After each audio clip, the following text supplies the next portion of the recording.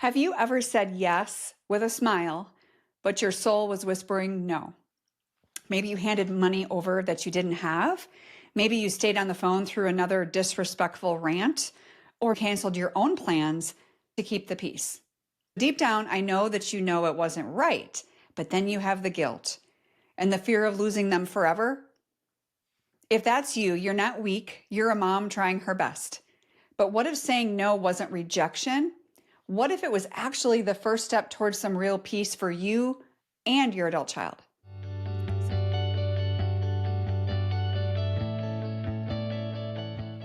Number one is the guilt is real.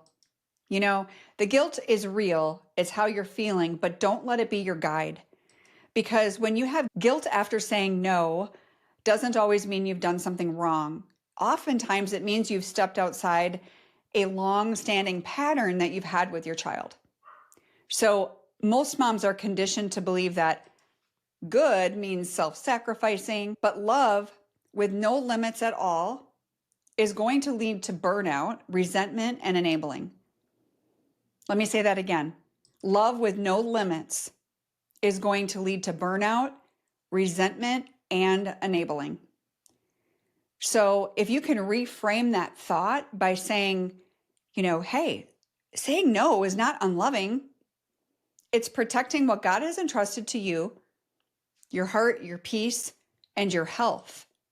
I see so many moms, including myself, I went through this, so many moms whose health is deteriorating due to not being able to say no. And to be honest, I want you to remember that, while journaling can definitely help. I know a lot of moms who are journal fanatics, and it's wonderful. It's really guided them. But I want you to take note of this, whether you journal or maybe you just start today. What is a recent moment where you said yes out of guilt? And the follow-up question is, what did it cost you emotionally? Number two is no is a complete sentence. I think our parents used to say that when we were little.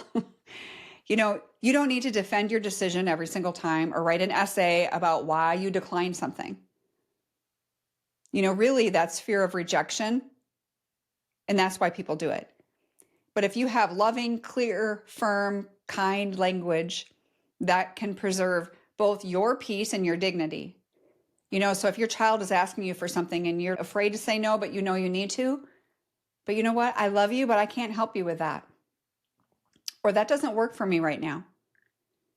I hope you can figure out a solution. I believe in you. I know you're going to figure this out. And empower them to empower themselves, because right now they're not having to do any of the work. Some of your kids.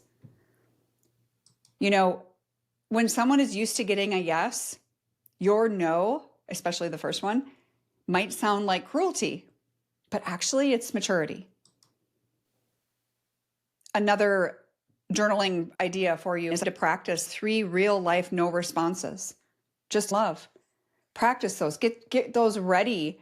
So when you get the next question or you do get the next request for something that you feel that you should not be doing or giving, you're going to be prepared. And so a lot of you moms are stuck in this cycle of saying yes when your heart says no. If that's you, this is your wake-up call. So let's talk about it. If you are interested, you can book a discovery call. And it's an opportunity. It's a private call between you and I where we navigate through. I want to hear a little bit about what's going on with your child. I want to hear even more about how this is affecting you, because that I can let you know how I might be able to help. So if when you are interested in pursuing coaching, interested in hearing about it, you are welcome to book that discovery call. Number 3 is when the pushback feels like punishment. So they are going to feel that way. They may respond to those new boundaries, those new personal limits with a guilt trip. You're the only one that I have, Mom, right? Or you don't love me. They can guilt trip you. They can accuse you. They can silence or emotionally withdraw. So you do need to be prepared for these things. I think that's what stops a lot of people from doing it, because you have so much fear around being rejected. But don't take the bait, right? When your no is met with manipulation, it basically should be confirming to you that that boundary was necessary. So repeat that boundary calmly without engaging in drama with them. So you just want to practice that technique and repeat it calmly, because you're not going to just have to say no one time. They're going to come back thinking you've changed your mind. Number 4 is saying no is part of your healing. It is part of your healing too. Because every time you say no to dysfunction, you're saying yes to your own future. You're saying yes to your own life, your own finances. Because some of you are struggling with your own finances because you are providing for your adult son or daughter. Setting these limits allows space for God to work in both of your lives, which is amazing. Just remember that sometimes your no creates the silence they need to finally hear truth. So what is the one no that you've been too afraid to say? And what would saying it free you from? So I would love to hear from you in the comment section, because I want you to know that you are allowed to prioritize your own peace, and you are allowed to disappoint someone so that you can stay healthy. And you are also allowed to say no and still be loving, faithful, and incredible mom. For those of you that are struggling with that today, I just want you to know that there's hope, and there is a way out of that. It just is going to take some action.